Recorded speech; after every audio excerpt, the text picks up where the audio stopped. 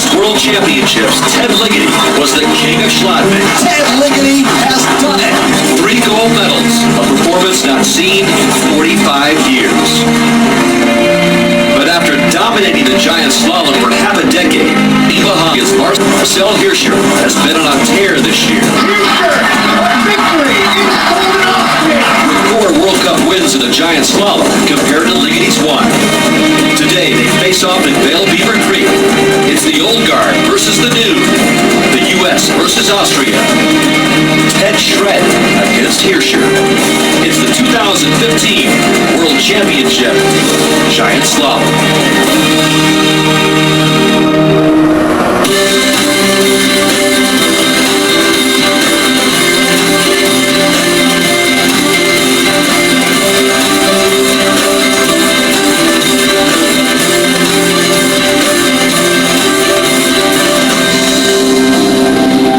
Gorgeous weather continues in Beaver Creek as we are set to crown the latest world champion. So far, the huge crowds at the red tail finish have not been able to celebrate an American champion. That could very well change just a short time from now when the men's Giant Slalom is decided. Dan Hicks back with Todd. So will it be Ted Ligehty of the United States satisfying that crowd with an unbelievable 3rd straight World Championship? Well, you know what? This is his best possibility anywhere in the world. Remember, he's won here 5 times. He loves this hill, this mountain, the snow more than anywhere else. This is his domain and his crowd. He made 3 mistakes in that first run. I hope he doesn't get too emotional about those, that he can tune them out and ski like he is Marcel Hirscher, who leads after the first run, a guy that's taken 4 out of the 5 Giant Slalom races this World Cup season. Well, he's the dominant guy in the World Cup. There's no question about that. And the thing I like about Marcel is that he is so mentally tough. I mean, this is the guy that stood up at the top in Schladming a couple of years ago for the slalom in front of 50,000 people and skied for the gold medal. The advantage that he has here, these aren't Austrian people. He feels like he's the underdog. He can get the job done. He's going to be tough. But the other member of the Big Three, Alexis Pontareau of France. There have been some 22 races competed in the Giant Slalom over the course of some 3 years. One of those guys has been on the podium each and every time. Absolutely. I mean, we got the best 3 skiers. We have the best setup for the second run that you will ever see in Giant Slalom. Pontareau absolutely lives for this competition. He idolizes Ted Ligehty and Marcel Hirscher. And one thing to keep in mind, his coach, the French coach, has set this second run course. So could there be some surprises that only Pontareau will know about, and that might change the outcome? I mean, this is amazing. So here are the standings after the first of 2 runs, led by Hirscher, 18/100ths better than really the surprise of the group, Roberto Nani of Italy. Neureuter of Germany, Pontareau of France tied 23/100ths back.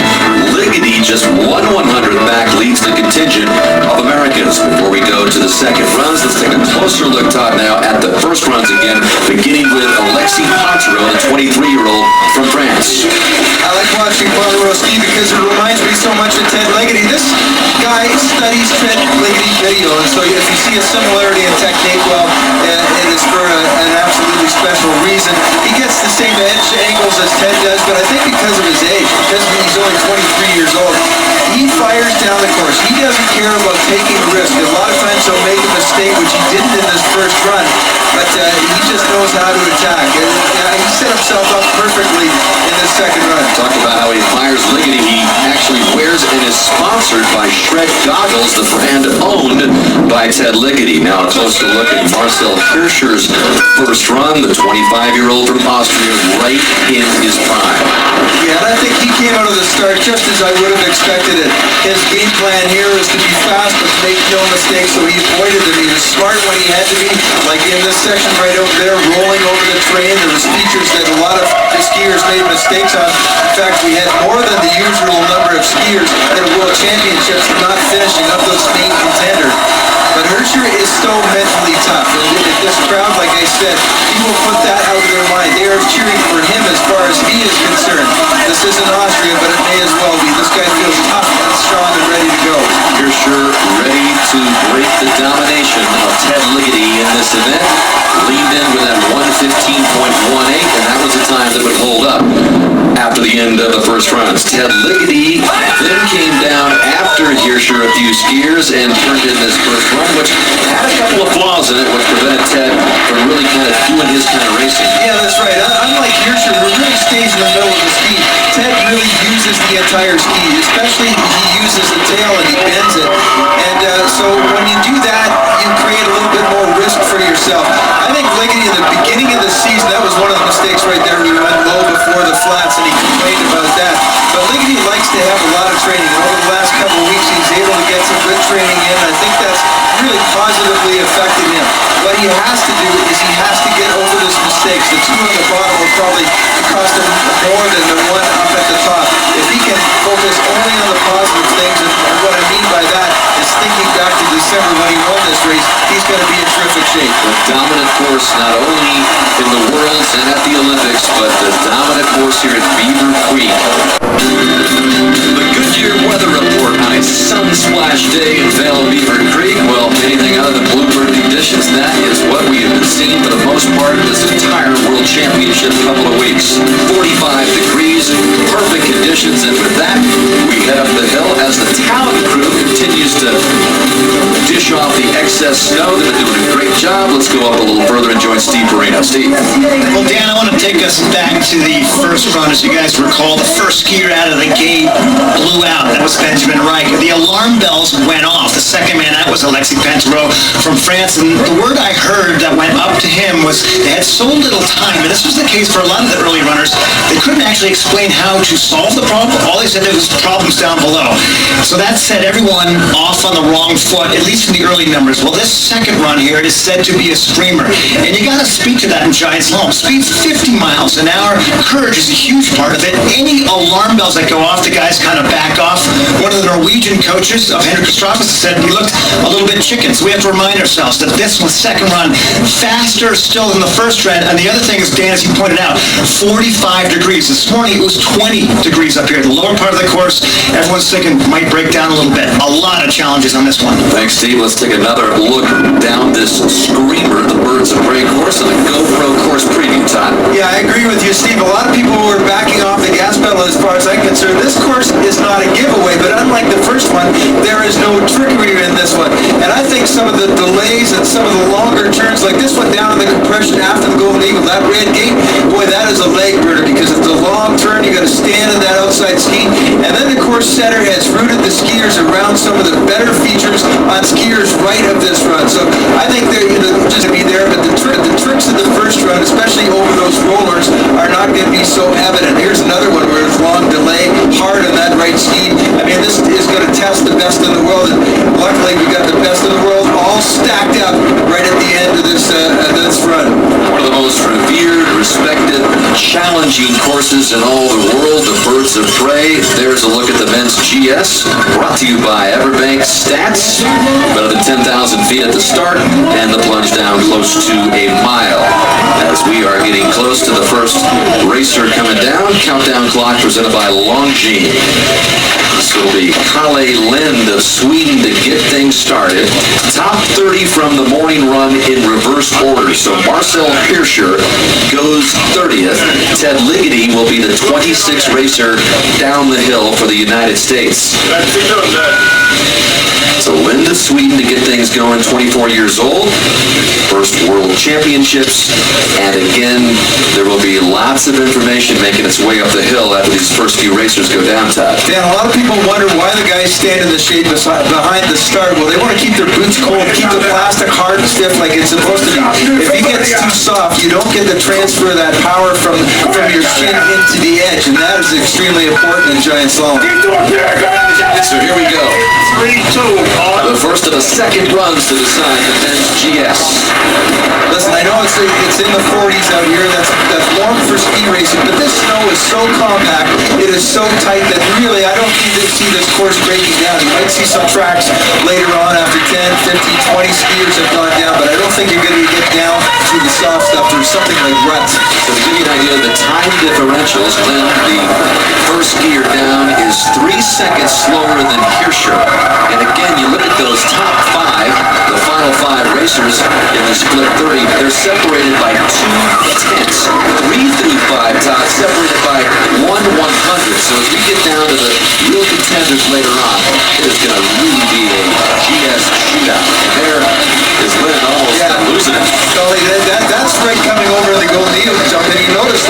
shade right at the beginning of that, and they have watered that down during the downhill. That Creek came down exactly the same hill, and that was one place that I noticed I had a hard time side-slipping down the mountain there, so to get the edges in there, that's going to be extremely tough. So racers are going to have to adapt to the snow conditions as they come down the mountain.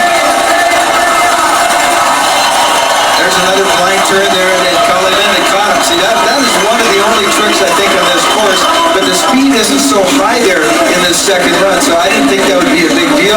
Maybe for some it will be. You come over that rise from that blue gate, you can't see where that red one is, so that'll cause problems for the ones that aren't ready for it. We had a handful of racers or so go off course in the first run. Steve. Yeah, I went up the chairlift with Tim Jitlock. He'll be coming up later, but he told me exactly about the turns coming into the red tail and they're the one just after. He said in inspection, everyone saw how difficult that was going to be, but I guess if you bring in a lot of speed, hard to anticipate. David Chudowski will be next for the U.S. Right now, coming off down the hill is Justin Maurissier of Switzerland. You've got 5 American skiers who made the flip. In other words, they made the top 30. That's a great performance by the U.S. skiers to get that many into the next run. You bet it is. I asked Coach Forrest Carey, I said, how long has it been since there was 5 U.S. skiers in the top 30? He said, I don't recall. It could have been as long ago as when I raced. As far as they're concerned, they don't care. Their guys are fired up. I think they're focused, and they're ready for this second run. They did a lot of great things, a lot of great skiing in that first run. See it, Maurissier kicking his way down. Well, this young skier is at 50 World Cup starts, but he hasn't really had too much to show for it until the Kitzbühel combined. He was 16th in that race, so he can handle downhill. This will be a star one of these days. He's got very little experience at this point, but he'll be able to work up his skills. Made the Olympic team for Switzerland, did not finish the Olympic slalom. This is his second World Championships. You see, he's really got to struggle. He's really trying to throw his body from one turn to the next as these ones come around. It looks like he's having a hard time making his skis bend. Maybe they're over sharp or something, but he is having a fight up there with his own equipment. Justin Maurissier does make it down to 238.95.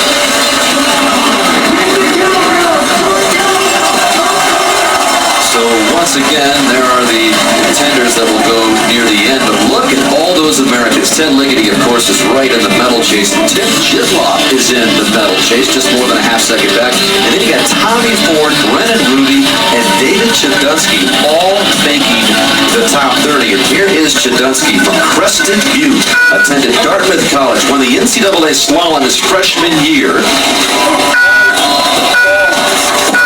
He was on the Olympic team for the U.S. in Sochi, fell in the slalom. But he finished 17th in the Beaver Creek GS here in December for his best career GS finish. Yeah, and I think that's what you need. You got to have a relationship with it. So, like I said many times, you know, these guys are so fired up. They got such desire to perform, but it comes down to the coaches bringing it in the perspective. Concentrate on the skiing, not the result. That's how you're going to get the job done here in the second run. It's been a race just dominated by Ted Ligehty through the years, so kind of good to see 4 more Americans here in this top 30. Chudowski already a half second behind Maurissier. Well, these skiers have to do an awful lot of calculating, and they can do it in between the gates. They might hit a patch of ice and then suddenly make a shift. Okay, I got to get more forward in this next turn. And there's going to be a lot of inconsistency, I think, with the shadows and the areas where the sun is really beating down on this hill. Great look from the Corbell cable cam. Is it an advantage for Ligehty to get these Americans off before he goes, so he's got better information, more information? Yeah, I think so. It's always good to get just a checkup with one of your teammates. You know how they ski, and you can trust the information that they give you. That's another one of those long turns right at the red tail jump where you got to stand on that outside ski for a long time. That's a real leg burner, that turn. So the American fans at Red Tail Stadium had a lot to cheer about as Chudowski brought it back. Those are his parents. 5/100ths better than Maurissier. Shadunsky takes over the top spot. It is early.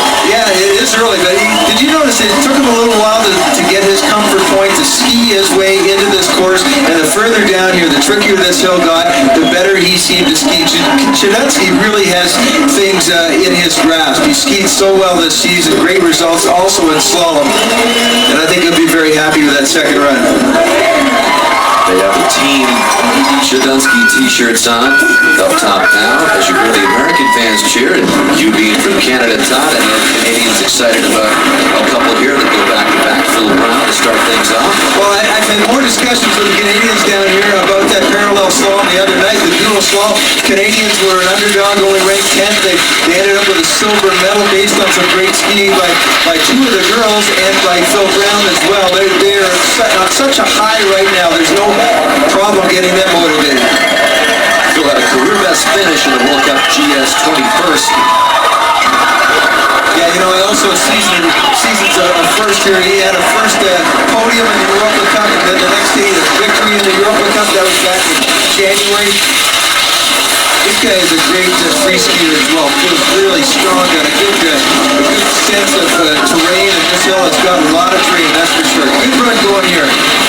21st and sold in the season, Brown was for that career best finish. He's in the green. That means he's ahead of Shadunsky, who leads right now big time, about a second now over Shadunsky. So Phil Brown of Canada should easily take over the lead if he just gets down here on the skis.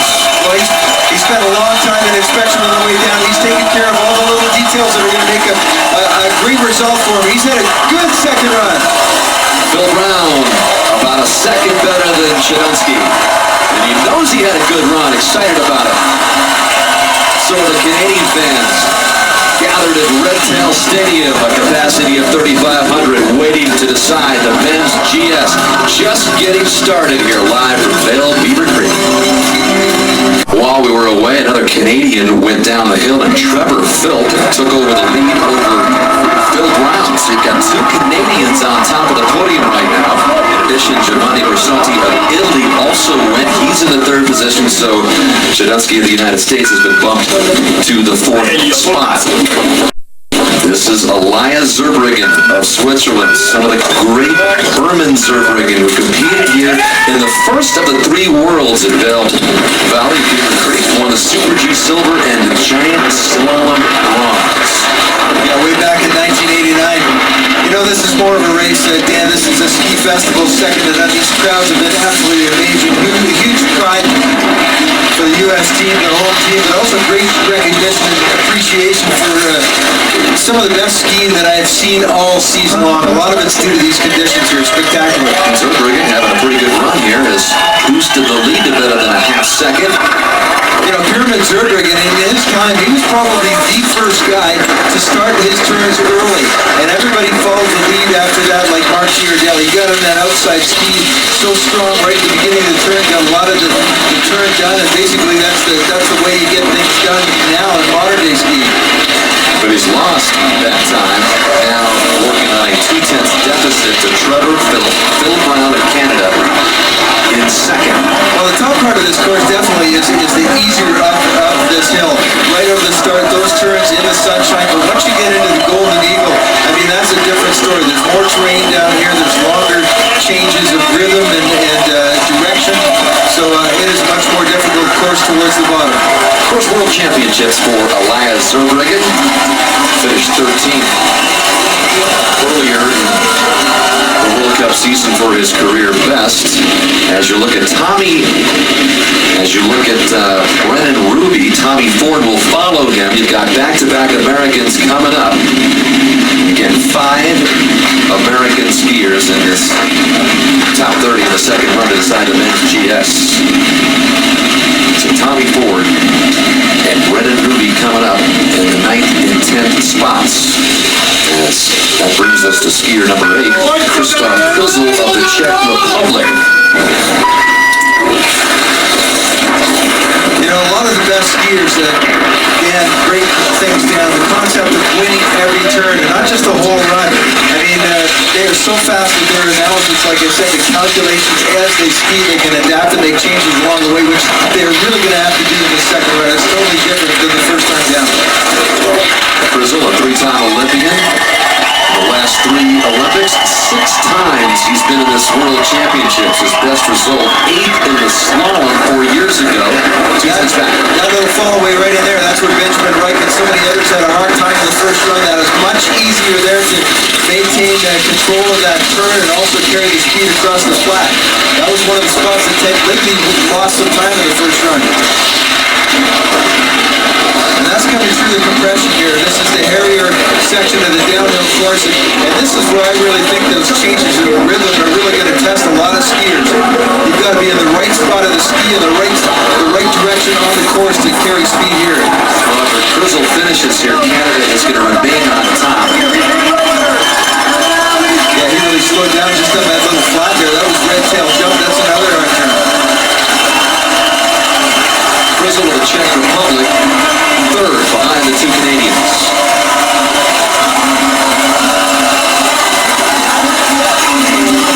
Well, the snow in a lot of places is a lot grippier than it was, I think, in the first run. You can get your edge in, and you can start the turn early, and you can find some grip all the way through the turn. It's just in that shady spot, the Golden Eagle, I think that's going to cause some problems. There's a couple of greats, Phil and Steve Mayer here at these World Championships. That's Tamara McKinney right in between them behind. She's another great American ski racer. And a huge moment for Brennan Ruby of the United States. Only 14 career World Cup starts. Here he is at the age of 23 from Salt Lake City. He hasn't had great success yet in the World Cups. He will. He didn't finish or qualify for the Giant Slalom races that he skied on so far this year, but he's found his legs in the FIS races and Europa Cups, and he's been skiing them until last week over in Europe. I think he's ready. Now second lead on Trevor Phil, leading for Canada right now. Very first world score, Brennan Ruby. Only one career finishing World Cup came to the Super G back in 2012, so this is uncharted territory for Brennan Ruby. He's lost some time, 3/10 back now. You know, these guys want it so bad. I mean, it's no different than wanting to hit a golf ball a million miles off the tee, and it doesn't help you to swing hard. And that's what you need your coaches for. You need a coach to get you to settle down, focus on things, and not try too hard in the run. Just ski like you do in training. We've seen even some of the best skiers. Tina Maze, who was on an incredible run with 3 medals going into her race yesterday, and finally that medal run ended for her. And as Kristen Cooper was describing, she just kind of wanted it too much. You get a little pressing and you get a little bit too tight. That's exactly the same thing. You can't let your emotions take over. You've got to concentrate on the technique that you need. You know what you need to do. So down comes Brennan Ruby. As back-to-back Americans go here, lights up the crowd a bit. He's a little disappointed as he checks out the clock. 5th best time. And Tommy Ford is in the gate for the United States. Great story, Pino, the way he's persevered coming back from his accident. Unbelievable. And even before that accident, you go back to 2010 and 2011. Between those years, concussion, he had an ankle surgery, he had a hip surgery, and with no training whatsoever, in the year 2012, he finished on this hill 26. But that was, of course, as you know, Todd, just the tip of the iceberg for his travails. Well, yeah, he had even a worse injury. He was free skiing in France, and he found himself on a